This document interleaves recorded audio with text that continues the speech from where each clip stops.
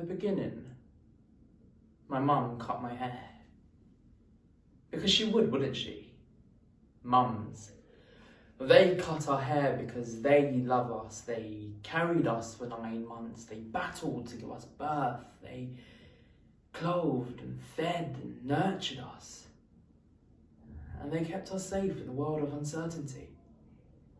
And in time, they'd cut our silky, soft, gorgeous hair with a gentle snip, snip, snip of a carefully held pair of scissors.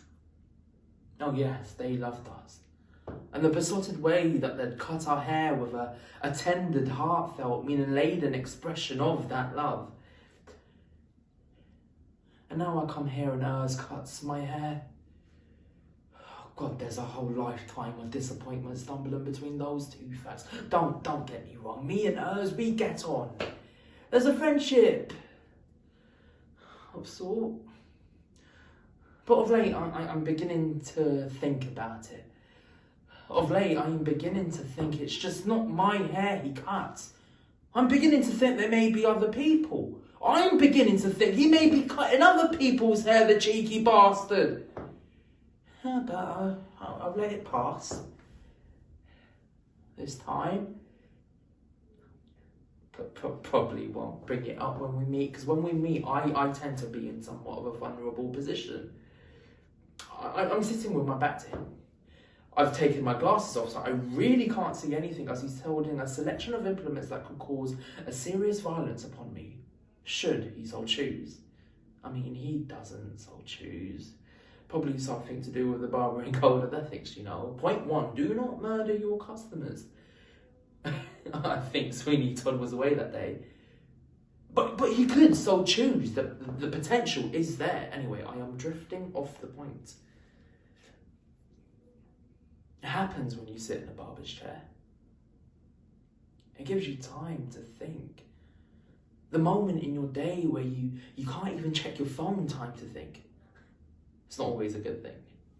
So, in the beginning, my mum cut my hair. It was the way of the world, the natural order of things, until one day, out of the blue, she said, Beta, you need a haircut.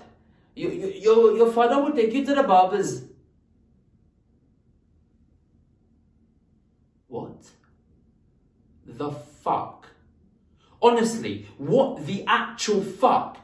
Okay, full disclosure, I didn't actually swear back then.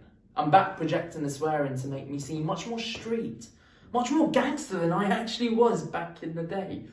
Oh, and while we're on the subject of back in the day, I'd just like to point out, back in the day, no one said back in the day. The barbers, I was going to the barbers. So, here's a question for you. Where was the first place you remember getting your hair cut? How big did it seem? And how small were you? And was it in some strange way? Was it the first place that you went that was unequivocally male?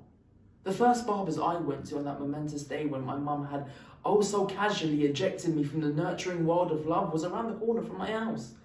And it wasn't even a barber's, it was a sells everything hardware store that laid out half its goods on a plastic covered chunk of the pavement. Brillo pads, colanders, mouse traps, and a seemingly infinite array of mysterious household cleaning products. But it was the 1970s. And a seemingly infinite array of mysterious household cleaning products laid out on a plastic covered chunk of the pavement is what we had in terms of unfettered consumer's choice. It's what we had instead of Amazon. Yeah, time was simpler back then. But we were happy. Oh, and by the way, unfettered consumer's choice means you can get anything except Greek cheese. Inside the actual shop, there was a barber's chair, 3 stools for waiting customers, all helmed in by a Parthenon of toilet rolls. The barber was a man named Dave. He was about 67. He had a full head of lifeless grey hair, a blue nylon jacket, and a fag constantly on the go in his nicotine-stained fingers, and a light dusting of dandruff on his shoulder that somehow brought out the watery blue of his eyes.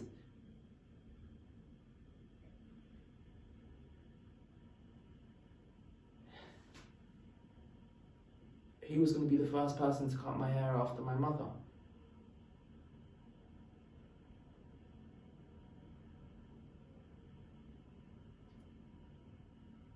Sometimes in life you get to grow up very fast, whether if you want to or not.